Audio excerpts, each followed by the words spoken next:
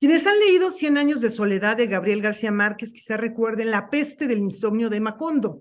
Los habitantes de la ciudad, al perder el sueño, pierden habilidades lingüísticas y sufren una especie como de amnesia. En la realidad, 40 millones de mexicanos sufren algún tipo de trastorno del sueño y de estos el insomnio es el más común. De acuerdo con la Organización con el cansancio por no dormir lo suficiente. Y bueno, pareciera que ahora voy a hacer un anuncio de almohadas o de un tratamiento con imanes o alguna hierba milagrosa, pero no, no es así. Lo que vamos a hacer va a ser comunicarnos a Madrid con David Jiménez Torres, autor de este libro, El mal dormir, un ensayo sobre el sueño, la vigilia y el cansancio. ¿Cómo estás, David? Qué gusto platicar contigo. ¿Qué tal? Muchas gracias. Un placer charlar con vosotros. David, tú hablas de muy diversos temas en este ensayo, que además la verdad es muy, muy entretenido, al que no le falta sentido del humor. El insomnio ha sido un tema propiamente literario, hablar de este tema. Mencionas versos escritos durante una noche insomne de Pushkin, Insomnio de Elizabeth Bishop, y bueno, también hasta en la música, también hay nocturnos de Chopin. Platícanos un poquito esto como tema de creación. Sí, el libro parte de la idea de que los problemas de sueño no son solo una cuestión médica, sino que también genera una subjetividad propia, ¿no? Genera una experiencia propia de la noche, pero también del día, ¿no? De ese día que uno pasa cansado, marca la relación que tenemos con nuestro propio cuerpo, la frustración que sentimos con la incapacidad del cuerpo para hacer algo que necesita hacer.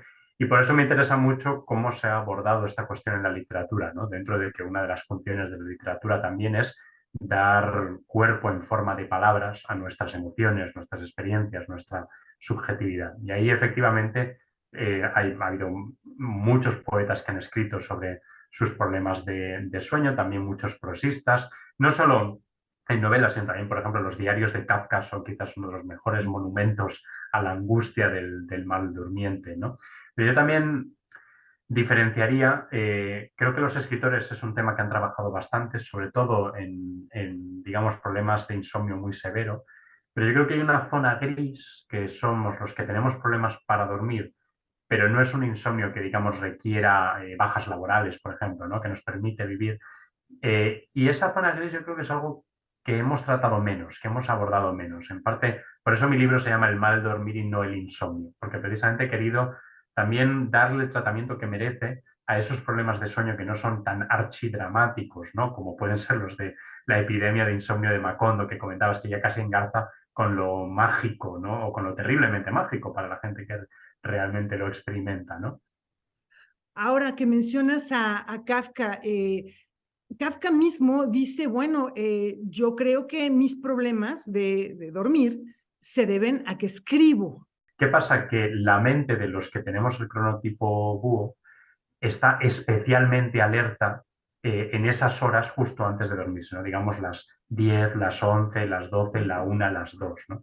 Yo creo que de esto también ha salido la idea de que muchos pensamos que somos especialmente creativos por la noche, ¿no? Pero esto que digamos sería un anclaje biológico, fáctico, luego creo que además hay toda una serie de estereotipos culturales acerca de el creador nocturno, ¿no? Incluso el estereotipo romántico del creador como alguien que vive aparte del resto de la humanidad. David, y además están los personajes de ficción propiamente, como hablábamos de Macondo que tú mencionas en el libro.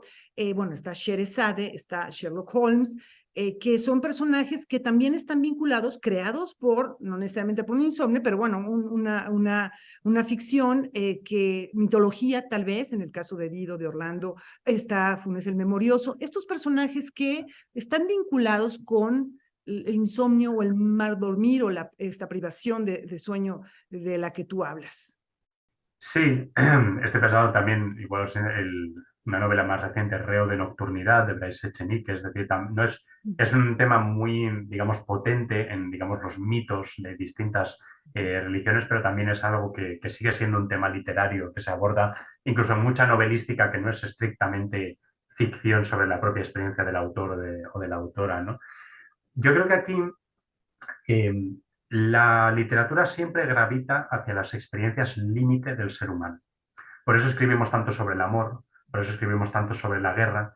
y por eso escribimos tanto sobre el insomnio extremo. Has comentado algunos, digamos, de ejemplos dramáticos, pero luego también tenemos ejemplos deliciosos como Don Quijote y Sancho, ¿no? Sus diálogos en los momentos, las noches en las que uno de ellos se despierta y no puede dormir y despierta al otro, ¿no? Con lo cual, también tenemos un momento literario muy bonito en muchas obras, que es este momento en el que los protagonistas no pueden dormir y hablan entre sí, ¿no? En Shakespeare, por ejemplo, es un momento muy dramático, siempre antes del clímax de muchas obras, la noche del protagonista o la noche de los protagonistas, antes de una batalla decisiva o antes de un asesinato, o antes de un momento clave en la trama, ¿no? Ese momento de la reflexión última del héroe antes del momento en el que se va a enfrentar a su destino, ¿no? Hay toda una serie de tradiciones literarias de una densidad realmente fascinante, ¿no? Que todas orbitan alrededor de la experiencia del sueño en la literatura.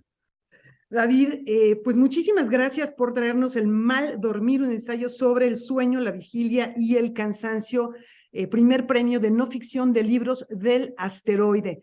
Y vamos a cerrar esta entrevista con 3 preguntas un poco sorpresa. Vamos a ver las respuestas, si me lo permites, David. La primera sería, Desde luego. algo que te ponga de muy buen humor.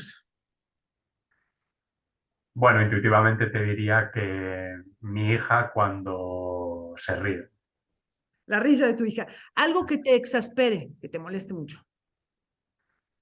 Bueno, pues mi hija cuando llora o cuando no quiere comer lo que le estamos intentando dar de comer. Y finalmente, en una noche de insomnio, de mal dormir, ¿a quién invitarías a pasar la velada contigo de entre escritores o escritoras históricos que nos has narrado a lo largo de esta publicación? Pues mira, a Kafka no, porque siento que solo aumentaría mi ansiedad. En realidad, mira, me preguntas por escritores, pero a mí realmente lo que me encantaría sería pasar esas veladas maldurmientes charlando con Don Quijote Ah, o con Sancho o con los dos, ¿no? Compartiendo, digamos, esa manera maravillosa en la que ellos se ponen a hablar de cualquier cosa, ¿no? Y dicen siempre cosas interesantes y parece casi sentiría que las veladas de mal dormir valdrían la pena, ¿no? Esas madrugadas por poder escucharlos y poder hablar con ellos. David Jiménez Torres, muchísimas gracias por esta conversación. Muchísimas gracias a ti. Un placer.